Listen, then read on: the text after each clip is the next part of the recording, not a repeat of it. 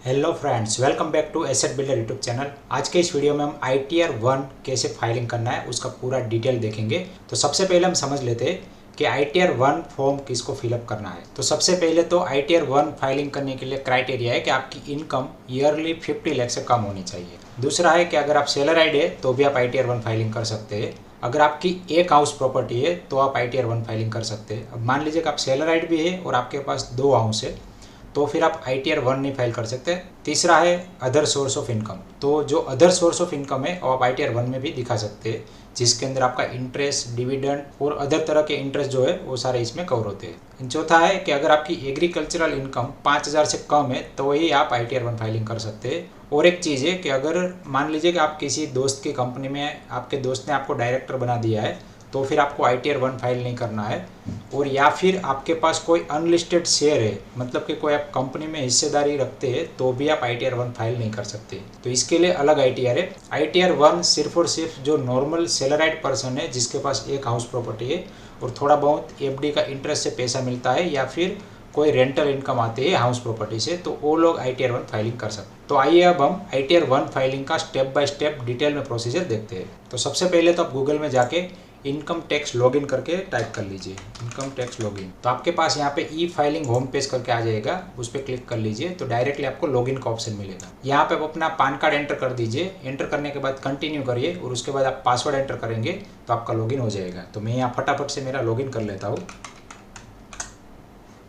तो यहाँ पे मेरा लॉगिन हो गया है। अभी मुझे यहाँ पे जो फाइल नाउ दिखा रहा है वहाँ पे आप क्लिक कर लीजिए। अब यहाँ पे आपको सिलेक्ट असेसमेंट ईयर करके आएगा, तो हमें यहाँ पे करंट असेसमेंट ईयर का फाइलिंग करना है। तो यहाँ पे मैं 22 23 सिलेक्ट कर लेता हूँ। यहाँ पे आपके पास दो मोड है, online mode and offline mode. तो आपको ऑनलाइन मोड ही सिलेक्ट करना है, क्योंकि जो पहले का ITR फाइलिंग का प्रोसीजर था उसमें कुछ फॉर्म ऐसे थे जो आप ऑफलाइन भी फिलअप कर सकते थे, लेकिन अभी ऑफलाइन का कोई मतलब नहीं है, क्योंकि ऑनलाइन सारे डेटा सेव हो जाते हैं और जहाँ से आपने फाइलिंग खत्म किया था वहाँ से वापस से आप चालू भी कर सकते हैं। तो ऑफलाइन फाइलिंग का कोई मतलब नहीं है, क्योंकि ऑफलाइन फाइलिंग में काफ़ी सारे प्रॉब्लम भी आते हैं। तो मैं रिकमेंड करूंगा कि आप ऑनलाइन फाइलिंग ही करिए। इवन कि आप ITR 1 2 3 कोई भी फाइल कर रहे हैं फिर भी आप ऑनलाइन पे ही जाइए। अब यहाँ पे कंटिन्यू पे क्लिक कर लीजिए। मैंने ऑलरेडी यहाँ पे फाइलिंग किया हुआ था तो इसीलिए मुझे यहाँ पे रिज्यूम फाइलिंग दिखा रहा है। अगर आप मान लीजिए कि फाइलिंग करते करते कहीं पर रुक जाते हैं और वहाँ से आप एग्जिट हो जाते हैं तो आपका जो फाइलिंग का डेटा है वो पूरा सेव हो जाएगा और रिज्यूम फाइलिंग करके आएगा।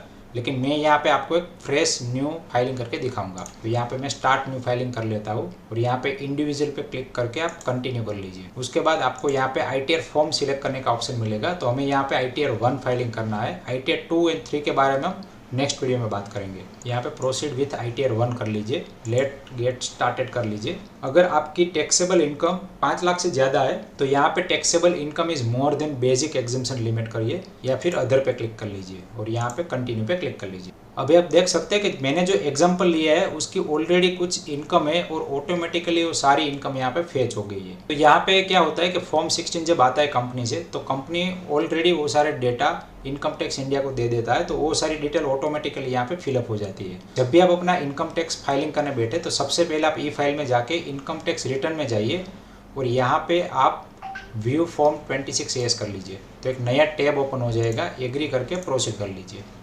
अब यहाँ पे view tax credit form 26AS कर लीजिए, assessment year 22 23 and view HTML करके view demo and export as a PDF करेंगे तो आपको PDF में मिल जाएगा। अदरवाइज आप यहाँ नीचे चेक भी कर सकते। तो आपका जो भी TDS कटा है वो पूरा आप एक बार चेक कर लीजिए, क्योंकि जो भी TDS आपका कटा है वो आपको रिफंड लेना है तो उसका पूरा डिटेल आपको एंटर करना पड़ेगा। अगर एडिशनली कोई TDS कटा है तो फिर आपको फॉर्म 26AS डाउनलोड करके उसमें देख लेना है कि क्या क्या मेरा TDS कटा है कि नहीं, और उसका अगर TDS कटा है तो फिर वो डिटेल आपको वहाँ पे एंटर करनी है। फिर दूसरा एक चीज़ करना है कि आपको यहाँ पे सर्विसेज में जाके लास्ट में एनुअल इन्फॉर्मेशन स्टेटमेंट है उस पर क्लिक करके यहाँ पे इनकम टैक्स इंडिया ने आपकी कौन कौन सी डिटेल फेच की है वो पूरा डिटेल आपको देख लेना है। तो यहाँ पे मैं AIS पे क्लिक कर लेता हूँ और यहाँ पे फिर से AIS पे क्लिक करिए। तो यहाँ पे टैक्स पेयर इन्फॉर्मेशन समरी आ जाएगा। तो यहाँ पे आपकी पूरी डिटेल आ जाएगी कि आपका कितना कितना इनकम ऑफिशियली हुआ है। तो यहाँ पे आपका salary income, dividend income, interest from saving,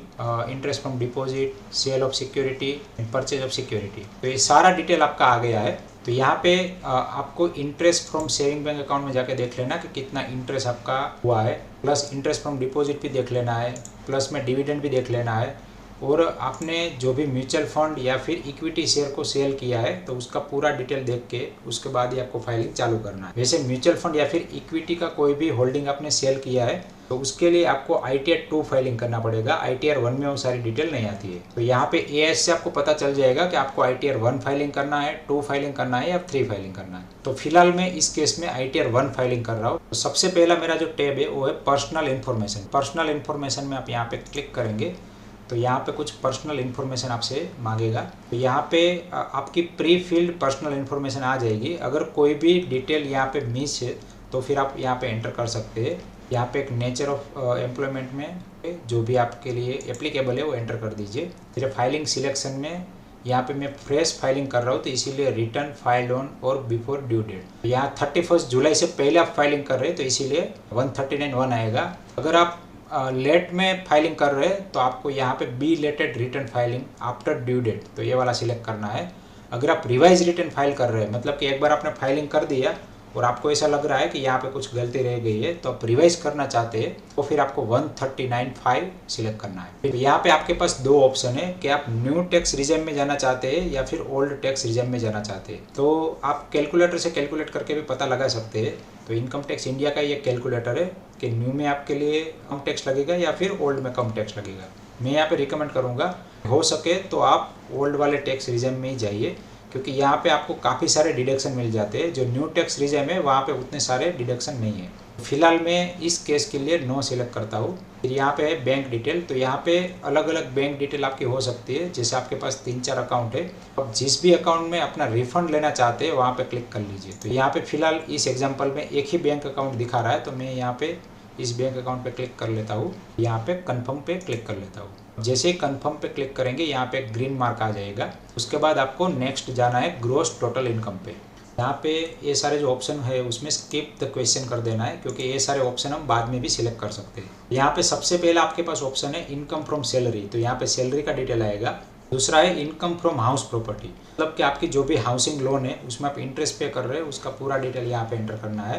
next है एग्जेम्प्ट इनकम, मतलब कि कुछ इनकम ऐसी है कि जो आपकी इनकम टैक्स से एग्जेम्प्टेड है। जैसे कि आपकी हो गई एग्रीकल्चरल इनकम, तो एग्रीकल्चरल इनकम यहाँ पे दिखा सकते हैं, या फिर अदर टाइप की कुछ अलग अलग इनकम है जो एग्जेम्प्टेड है इनकम टैक्स से, वो सारी यहाँ पे आप दिखा सकते हैं। तो सबसे पहले हम चले जाते हैं सैलरी इनकम में। सैलरी इनकम में आपको अपना फॉर्म 16 ओपन कर लेना है और यहाँ पे मैं एडिट करूँगा तो मुझे यहाँ पे इनकम फ्रॉम सैलरी का पूरा डिटेल आ जाएगा। तो यहाँ पे 17(1) है, तो 17(1) में एक ऑटोमेटिक डिटेल आ गया है, 17(2) में भी आ गया है। तो ये सारी डिटेल मैं एक बार कंफर्म कर लेता हूँ अपने फॉर्म 16 के साथ। यहाँ पे मेरे पास फॉर्म 16 है तो ये सारी डिटेल मैच हो रही है। नेक्स्ट है ये वाला section income from retirement benefit account maintenance in A notified country, मतलब कि कुछ कंट्री में अगर आपका रिटायरमेंट बेनिफिट अकाउंट है वहाँ से आपको कुछ भी इनकम हुआ है तो वो वाला इनकम आपको यहाँ पे एंटर करना है। फिलहाल ये वाले केस में ऐसा कोई भी इनकम नहीं है तो मैं यहाँ पे डिलीट कर देता हूँ। नेक्स्ट है income from retirement benefit account. तो यहाँ पे 2-3 कुछ कंट्री थे, जैसे US था, UK था। तो अगर वो कंट्री में है तो यहाँ पे दिखाना है, अदर देन दिस कंट्री है तो आपको यहाँ पे दिखाना है। तो ये भी मेरे ख्याल से 99% लोगों का नहीं है। नेक्स्ट है एग्जेम्प्टेड अलाउंस। तो यहाँ पे दो तरह के एग्जेम्प्टेड इनकम होते हैं। एक होता है एग्जेम्प्टेड अलाउंस, मतलब जो आपको सैलरी से कुछ अलाउंस मिलते हैं जो एग्जेम्प्टेड होते हैं। उसके अलावा कुछ इनकम होता है जो बोलते हैं एग्जेम्प्टेड इनकम। तो सबसे पहले मैं एग्जेम्प्टेड अलाउंस का एक लिस्ट दिखा देता हूँ। तो ये सारे एग्जेम्प्टेड अलाउंस है, जैसे हाउसिंग रेंट अलाउंस, तो उसका सारा जो भी डिटेल हो यहाँ पे लिखा है। मैं आपको इसका लिंक भी दे दूंगा ताकि आप यहाँ से रीड करके पता लगा सके कि आपके लिए कौन सा एप्लीकेबल है। Children education allowance, hostel expenditure allowance, transport allowance, इस तरह से काफ़ी सारे अलाउंस है, जैसे यूनिफॉर्म अलाउंस। फिर आपका कुछ अलाउंस ऐसे है कि जो यहाँ पे आपको दिख नहीं रहे तो आप अदर अलाउंस में भी दिखा सकते हैं। फिलहाल यहाँ पे इस वाले केस में ये वाला कोई भी एप्लीकेबल नहीं है तो मैं सारे डिलीट कर देता हूँ। यहाँ पे मैं आपको एक एग्जाम्पल के लिए एनी अदर अलाउंस वाला एंटर करके दिखा देता हूँ। तो यहाँ पे मैं एक 6000 एंटर कर देता हूँ, क्योंकि यहाँ पे मेरे पास जो फॉर्म 16 आया है ये फॉर्म 16 में 6000 का अदर अलाउंस दिखाया है। Total amount of any other exemption under section 10 6000 वाला मैं यहाँ पे दिखा देता हूँ। और यहाँ पे मैं लिख देता हूँ यूनिफॉर्म अलाउंस। मेरा टोटल हो गया एग्जेम्प्टेड अलाउंस। इसके बाद मेरा नेक्स्ट सैलरी बच गया इतना। एक बार मैं कंफर्म कर लेता हूँ फॉर्म 16 में। फिर यहाँ पे बाकी सारी डिटेल ऑटोमेटिक आ गई है, एक बार आपको कंफर्म कर लेना है। आपका टोटल डिडक्शन, स्टैंडर्ड डिडक्शन और प्रोफेशनल टैक्स, तो ये सारा मिला के का जो नंबर है फाइनल नंबर बनता है 10,54,000। तो यहाँ पे आपको एक बार देख लेना है कि फाइनल जो नंबर है वो 10,54,000 के आसपास बन रहा है। ये सारा डिटेल कंफर्म करने के बाद सेव कर लीजिए। यहाँ पे अभी मेरा इनकम फ्रॉम सैलरी वाला कंप्लीट हो गया। उसके बाद नेक्स्ट है इनकम फ्रॉम हाउसिंग प्रॉपर्टी। तो अगर आपका होम लोन है तो उसका डिटेल यहाँ पे एंटर करना है। यहाँ पे सेल्फ ऑक्यूपाइड है, यहाँ पे जितना भी इंटरेस्ट आपने पे किया वो एंटर कर दीजिए। फिलहाल मेरे केस में वाला जो इंटरेस्ट बन रहा है वो मैं एंटर कर रहा हूँ। अगर आपको कुछ रेंटल इनकम हुआ है पर्टिकुलर हाउस प्रॉपर्टी से तो यहाँ पे एंटर कर सकते हैं। तो यहाँ पे सेल्फ ऑक्यूपाइड है, मैं यहाँ पे 0 कर रहा हूँ और ऐड कर देता हूँ। यहाँ पे कुछ लिखा हुआ आ जाएगा कि यहाँ पे आप मैक्सिमम 2 लाख तक ही डिडक्शन क्लेम कर सकते हैं। अगर आपका एक से ज़्यादा हाउस प्रॉपर्टी है या फिर लॉस को कैरी फॉरवर्ड करना चाहते हैं तो आपको ITR 2 फाइलिंग करना पड़ेगा। फिलहाल में यहाँ पे कोई भी केस नहीं है तो इसीलिए मैं यहाँ पे सिंपली ऐड कर लेता हूँ। यहाँ पे अभी फाइनल फिगर ये वाला बन के आया है। यहाँ पे एग्जम्प्ट इनकम में एक बार मैं क्लिक करके दिखा देता हूँ। वैसे यहाँ पे इस वाले केस में कोई भी एग्जम्प्टेड इनकम नहीं है। तो यहाँ पे आप देख सकते हैं कि एग्रीकल्चर इनकम लेस देन 5,000। तो मैंने जैसे बताया था अगर 5,000 से कम है तो ये आप दिखा सकते हैं, अदरवाइज आप नहीं दिखा सकते। तो ये जो नेता लोग हैं उनका जो भी अलाउंस है वो एग्जम्प्टेड इनकम में आता है। फिर इंस्टीट्यूट बाय गवर्नमेंट, तो गवर्नमेंट अगर आपको कोई अवार्ड देता है, भी अवार्ड मतलब कि कुछ अमाउंट देता है गिफ्ट के रूप में, तो फिर वो भी आएगा एग्जम्प्टेड इनकम। तो इसका भी एक पूरा लिस्ट है। तो ये वाला लिस्ट भी मैं नीचे डिस्क्रिप्शन में लिंक दे दूंगा, तो आप यहाँ पे रीड कर सकते हैं और आप पता लगा सकते हैं कि कौन कौन सी इनकम टोटली टैक्स फ्री है। तो ये काफ़ी लोगों के लिए काम का भी है, क्योंकि अगर आप टैक्स फ्री इनकम कमाना चाहते हैं तो ये जो लिस्ट है उनमें से कोई भी इनकम अगर आप कमाएंगे तो पूरी टैक्स फ्री इनकम रहेगी। यहाँ पे अगर आपकी कोई इनकम है तो ऐड कर दीजिए। तो यहाँ पे मैं फ़िलहाल कैंसिल कर रहा हूँ, आगे कंफर्म कर लीजिए। कंफर्म करते ही यहाँ पे ग्रॉस टोटल इनकम पे एक ग्रीन मार्क आ गया। अभी हम जाते हैं टोटल डिडक्शन पे। टोटल डिडक्शन में यहाँ पे कुछ चीज़ें एम्प्लॉयर से डायरेक्टली ले ली है। ATC में जो इन्वेस्ट किया है वो, प्लस NPS में जो इन्वेस्ट किया है ATCCD 2 में वो वाला भी ले लिया है। तो फिलहाल यहाँ पे एक स्किप कर दीजिए और कंटिन्यू कर लीजिए, क्योंकि ये सारे ऑप्शन आप आगे भी एंटर कर सकते हैं। तो सबसे पहले आप अपना लिस्ट बना लीजिए कि कौन कौन से डिडक्शन आप क्लेम करना चाहते हैं। ATC में आपने जितना भी इन्वेस्टमेंट किया है वो पूरा यहाँ पे एंटर कर दीजिए। जैसे कि आपने LIC का प्रीमियम भरा है, ELSS म्यूचुअल फंड में इन्वेस्ट किया है, फिर कोई नेशनल सेविंग स्कीम में इन्वेस्ट किया है कि जिसका डिडक्शन आप ATC में क्लेम कर सकते हैं, तो पूरा डिटेल आपको यहाँ पे एंटर करना है। यहाँ पे आप एडिट करिए, पे अपना अमाउंट एंटर करिए और सेव कर लीजिए। उसके बाद नेक्स्ट है ATD, मतलब कि अगर आपका कोई हेल्थ इंश्योरेंस है का अगर आप प्रीमियम पे कर रहे हैं अपना या फिर पेरेंट्स का, तो वो सारा डिटेल यहाँ पे एंटर कर सकते हैं। सबसे पहले यहाँ पे क्वेश्चन है कि आप या फिर आपका कोई फैमिली मेम्बर सीनियर सिटीजन है, यस करना है। तो यहाँ पे मैं फ़िलहाल नो कर रहा हूँ। और हेल्थ इंश्योरेंस का जितना भी आपने प्रीमियम पे किया वो यहाँ पे एंटर कीजिए। और प्रिवेंटिव हेल्थ चेकअप, तो प्रिवेंटिव हेल्थ चेकअप का आप 5,000 रुपये क्लेम कर सकते हैं। और यहाँ पे बाकी का 20,000 रुपये आप इंश्योरेंस का भी शो कर सकते हैं। यहाँ पे टोटल आप 25,000 का क्लेम ले सकते हैं। अगर आप अपने पेरेंट्स का मेडिक्लेम भी एंटर कर रहे हैं और आपके पेरेंट्स सीनियर सिटीजन नहीं है तो फिर आप यहाँ पे नो कर दीजिए। और यहाँ पर भी आप 25,000 तक क्लेम कर सकते हैं। प्रिवेंटिव हेल्थ चेकअप में आप टोटल 5,000 ही क्लेम कर सकते हैं। तो यहाँ पे मैं फ़िलहाल 25,000 आपको दिखाने के लिए एंटर कर रहा हूँ। तो आपका टोटल जो एलिजिबल डिडक्शन है वो 50,000 का बन जाएगा। फिलहाल मैं यहाँ पे सेव कर लेता हूँ। तो अगर आप NPS के अंदर इन्वेस्ट करें तो यहाँ पे आप अपना अमाउंट एंटर कर सकते हैं। तो यहाँ पे एडिट करिए सिंपल, और एडिट करके जितना भी आपने इन्वेस्ट किया है वो एंटर कर दीजिए और सेव कर लीजिए। इसके अलावा भी कोई आप डिडक्शन यहाँ पे दिखाना चाहते हैं तो यहाँ पे आप सिलेक्ट करके जा सकते हैं। फॉर एग्जांपल अगर आपने कोई डोनेशन दिया है तो ATG में दिखा दीजिए। एक यहाँ पे इम्पोर्टेंट चीज़ है, अगर आपका सेविंग बैंक से कोई इंटरेस्ट आया है और अदर इनकम में आप दिखा रहे हैं तो उसका डिडक्शन आप यहाँ पे क्लेम कर सकते हैं। यहाँ पे हमने सेविंग अकाउंट का जो अदर इनकम था वो दिखाया नहीं था, तो मैं एक बार आपको वो दिखा देता हूँ। उसके बाद यहाँ पे मैं आके आपको, तो जैसे कि मैंने यहाँ पे आपको दिखाया, तो interest from saving bank account है वो 1,824 है। तो यहाँ पे मैं ये क्लेम कर सकता हूँ। पे मैं ये एंटर कर देता हूँ 1824। यहाँ पे मेरा ATTTA में जो सेविंग बैंक अकाउंट का इंटरेस्ट है वो पूरा डिडक्ट हो जाएगा अप टू 10,000। यहाँ पे मैं कंफर्म कर लेता हूँ। आप ग्रॉस टोटल इनकम में जाएंगे तो यहाँ पे क्लिक करिए। यहाँ पे आपके पास ऑप्शन था इनकम फ्रॉम अदर सोर्स, तो ये वाला एक हमारा रह गया था। तो यहाँ पे आप सबसे पहले देखिए interest from income tax refund. Last year आपका जो भी रिफंड आया था वो रिफंड में कुछ आपको इंटरेस्ट भी मिला होगा, तो वो इंटरेस्ट भी आपका अदर इनकम में आ जाएगा। इसके अलावा आपका सेविंग अकाउंट से जो भी इंटरेस्ट मिल रहा है, प्लस आपने एफडी करवाया है वहाँ से भी जो भी इंटरेस्ट मिला वो सारा डिटेल आप यहाँ पे 1 बाय 1 ऐड कर सकते हैं। ये सारे ऑप्शन में स्किप कर लेता हूँ कि कुछ अलग दिखाने की ज़रूरत नहीं है। और यहाँ पे सबसे पहले मैं interest from saving bank account ले लेता हूँ, interest from saving bank account ले लेता हूँ और यहाँ पे मैं जो भी सेविंग अकाउंट से इंटरेस्ट अर्न किया है वो एंटर कर सकता हूँ। तो एआईएस पोर्टल में जो भी लॉग हुआ है वो मैं एंटर कर देता हूँ और यहाँ पे एक ऐड हो गया। फिर दूसरा मेरा एफडी का भी अगर मैं ऐड करना चाहता हूँ तो यहाँ पे इंटरेस्ट फ्रॉम डिपॉजिट वो भी ऐड कर दीजिए। तो यहाँ पे फ्रॉम डिपॉजिट ऐड करके ऐड कर लीजिए।